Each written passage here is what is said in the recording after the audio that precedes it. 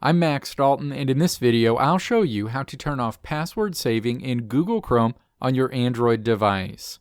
Step 1. Open the Google Chrome app on your Android device. Step 2. Tap the vertical ellipses in the address bar to open a menu, and then tap Settings in this menu. Step 3. Scroll down to the Basics section and then tap Google Password Manager. The Password Manager screen opens. Step 4. Tap Settings in the menu. Settings options are displayed. Step 5. Tap to toggle off Offer to Save Passwords. Google Chrome will no longer offer to save passwords going forward.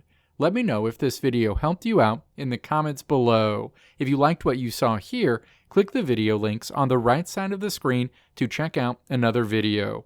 Or click the logo on the left side of the screen to check out my tutorial website at www.maxdalton.how.